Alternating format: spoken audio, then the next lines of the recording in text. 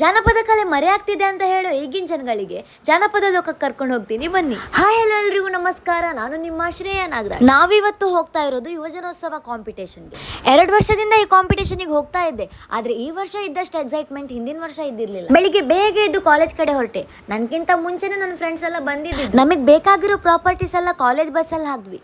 Bus ಸಾಗಲಿ ಮುಂದೆ ಹೋಗಲಿ ಅಂತ ನಮ್ಮ ಪಯಣ ಸ್ಟಾರ್ಟ್ ಆಯ್ತು ಉಡುಪಿ ಕಡೆ. ಬಸ್ ಹತ್ತಿದ ಕೂಡಲೇ ನಮ್ಮ ಮ್ಯಾಮ್ ಮಾಡಿದ ಮೊದಲನೇ ಕೆಲಸ ಏನಂದ್ರೆ ಸ್ಟೂಡೆಂಟ್ಸ್ ಹತ್ರ ಇರೋ ಮೊಬೈಲ್ ಅನ್ನೆಲ್ಲ ಅವ್ರು ಇಟ್ಕೊಂಡ್ ಬಿಟ್ರು. ಆಮೇಲೆ ನಾನು ಹೆಂಗ್ ವಿಡಿಯೋ ಮಾಡ್ತಾ ಇದ್ದೀನಿ ಅಂತ ನೀವ್ ಅನ್ಕೊಳ್ತಾ ಇದ್ದೀರಾ.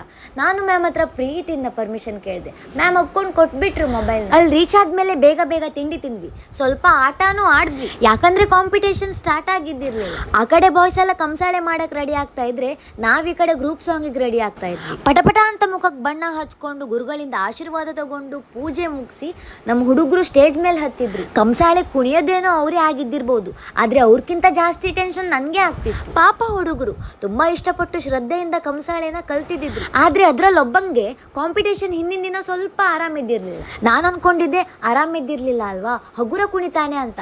ಆಮೇಲೆ ಗೆಜ್ಜೆ ಕಟ್ಮೇಲೆ ಅವನಿಗೆ ಆ ಪವರ್ ಎಲ್ಲಿಂದ ಬಂತಂತ ಗೊತ್ತಾಗ್ಲಿಲ್ಲ. ಸ್ಟೇಜ್ ಮೇಲೆ ಧೂಳು ಎಬ್ಸ್ಬಿಟ್ಟ. ಕಾಂಪಿಟೇಷನ್ ಏನೋ ತುಂಬಾ ಒಳ್ಳೆ ರೀತಿಯಲ್ಲೇ ಮುಗೀತು. ಪ್ರೈಸ್ ಯಾರಿಗೆ ಹೋಗುತ್ತೆ ಅಂತ ಕ್ಯೂರಿಯಾಸಿಟಿ ಕೂಡ ಜಾಸ್ತಿನೇ ಆಗ್ತಾ ಇತ್ತು. ಪ್ರತಿ ಸಲದಂತೆ ಈ ಸಲ ಕೂಡ 2ರಲ್ಲೂ ಪ್ರೈಸ್ ಬಂತು.